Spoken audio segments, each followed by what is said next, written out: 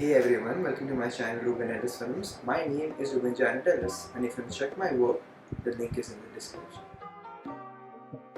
For a beginner, it is quite difficult for coming up with a price that will satisfy the client and will satisfy your profits. So, to make it easy for the beginners, I've made a pricing formula, and the pricing formula goes as follows: cost of the equipment, cost of the manpower, cost of the time spent on the project, the scale of the project, and profit.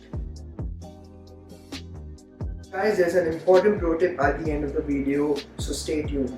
So before we dive into the main part of the video, that is the do's and don'ts, I'll talk about market survey and types of clients. So it's very important that you know the prices that's currently in the market. For example, in 2021, a beginner might charge around 8 to 15k.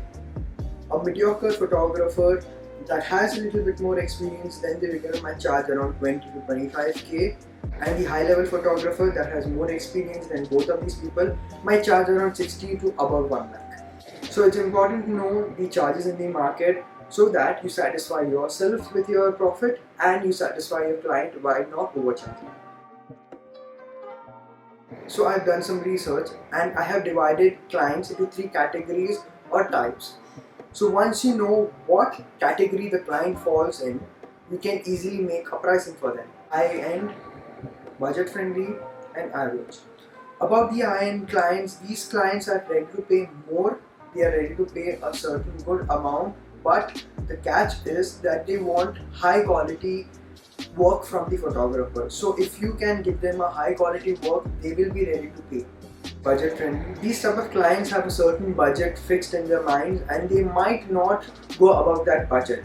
If your work is really good and you can convince a client that you can provide a better quality with an increase of budget, they might go for it, but they normally have a certain par fixed. The third type of client is average clients. These type of clients might go for the least charging photographer. For them, the quality is not the priority, but the budget is. So guys, let's finally get into the most interesting part of the video, the do's and don'ts of how to charge your client correctly. So I'll list out the do's for you first. Portfolio, understanding the type of client, asking their budget, giving them 3 packages, and to focus on quality over quantity. A portfolio. So it's very important to have your portfolio updated and maintained on the right time. Select the best of the images and create a portfolio. A portfolio can be in various formats. It could be in a form of a PDF or a PPT. Always keep your portfolio attractive and classy. You could even send your website in case you don't have a portfolio. That's acceptable too. Understanding the type of client. Like I said, there are 3 types of clients. You need to know what type of client you're dealing with. An high-end client who prefers quality over the budget, and budget-friendly client who has a budget set and can't go above it, or an average client who prefers budget over the quality. So another strategy that will help you in pricing is asking your client the budget first. So when you approach a client, your client has a certain budget set in his mind. So if you know the certain budget, you can create a pricing around it. However, there are certain clients that don't disclose their budget on the first go. In case you encounter with certain clients, you can understand them and understand their requirements to set a price. Another important point that will help you in pricing is creating 3 different packages for your client. One could be an high-end package, one could be an average budget package, and one can be a low budget package. Last but not the least, quality over quantity. The client clearly wants good quality over quantity. They don't want 15, 20, 30 photos. They want 5 good photos or 10 good photos or 15 good photos, but not 20, 30 photos. So since we're done with the do's, let's dive into the don'ts of pricing and pitching your clients. First is do not charge per image. Avoid telling your client that you own equipments or high-end equipments. Do not overcharge or undercharge. Do not confuse the client. Do not pressurize the client. Do not charge per image. It is important that you understand that in the market, charging per image is not the way it works.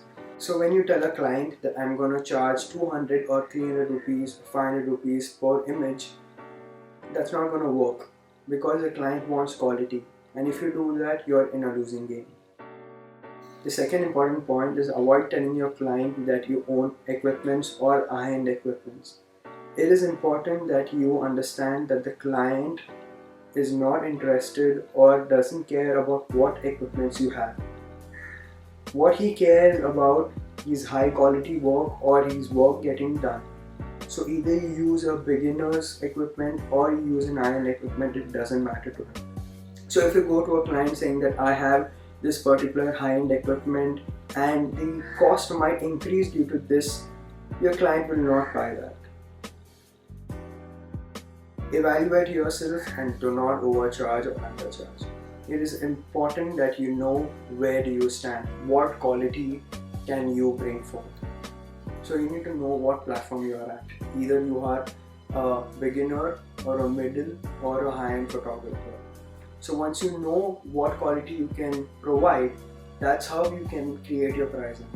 Nowadays clients are quite smart and do their research well. So you need to make sure that you don't undercharge below the market value, because if you do that, then the client is going to think that you are a beginner and you have no prior knowledge.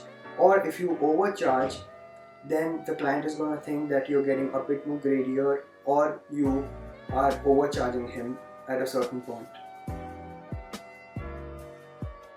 So the second last point from don'ts is do not confuse the client. So when you give your 3 packages to your client, your high, medium and low, make sure you don't make it quite confusing that the client might not choose any of those 3 and you might lose the job. So make sure you keep it quite crystal clear and you keep it quite to the point and not confuse the client that he chooses at least one of it and you get the benefit of it. Your client is the one who's going to give you your money and is going to give you your work. So you should not pressurize the client when it comes to work or money payments. So when you encounter with a client, it is important that you don't pressurize him or her to choose one of your packages, because it is not correct morally and professionally that you pressurize someone to choose a package or give you work. So if they like your work, they will definitely give you your work. Secondly, if you get a green signal for a project from a client, you need to remember that you don't pressurize a client for monetary or advance payment. Rather, you can ask for a confirmation letter or a confirmation mail from them. So it's important that you keep a professional or an ethical behavior so that the client can work with you further.